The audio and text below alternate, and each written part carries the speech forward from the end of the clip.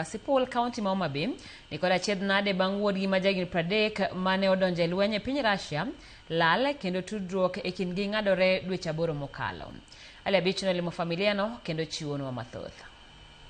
Richard Ouma Okiri ne odonjo e bad migawo mar lweny KDF e pachoka kendo tiyo kuom higni 7 kambi jolweny ma Nanyuki. Kata kamano higa mar 2022 tich ne okethorene kendo dok dalagi manie gweng' ma Kodumo e kar chudo bura ma Kabondo Kasipul kama ne obedo dala kuom higa achiel. Dwe mar 6 higa mokalo, wuon Richard John Okiri wacho ni wuodeno ne ogone simu ka nyise ni oyudo ng'ato tere tich e piny Russia. Kata kamano ne ok ochiwonegi ler malong'o e wi kit tich ma nodhi timo e pinyno. Richard Omondi no wuok ka dwe mar 7 kodhi Russia.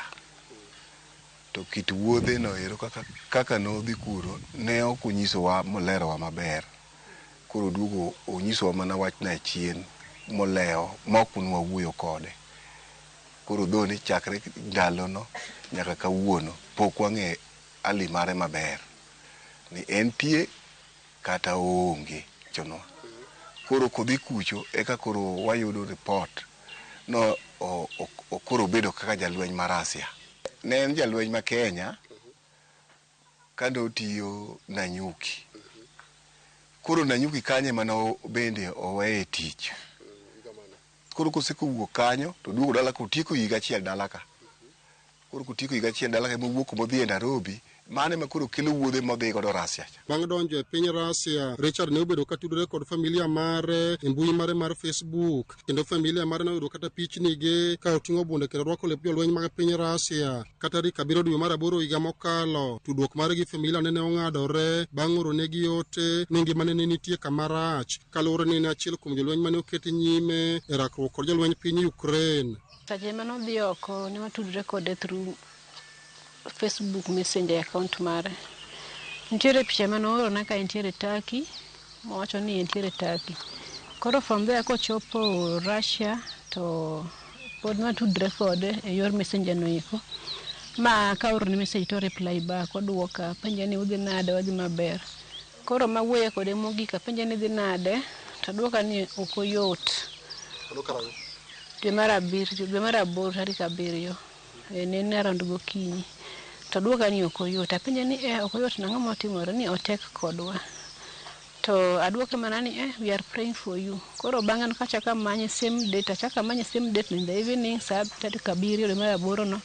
To nokayude simu. Dwe mar 11 higa mokalo, luoro ne omako chuny familia mar Richard bang' ka oboke moro ma pachoka ne ogolo pichane kod nyinge kaka achiel kuom jolweny mane oter e piny Russia tok chik ma ngimagi ne nitie andaki e kambi jolweny ma St. Petersburg e piny Russia. Ne wanwang'o nyinge to kod pichane.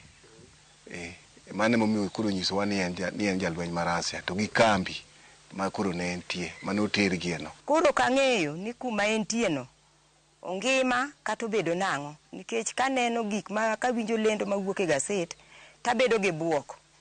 Kata kana aneno pichane kana ogo e gaset abedo gi buok ahinya.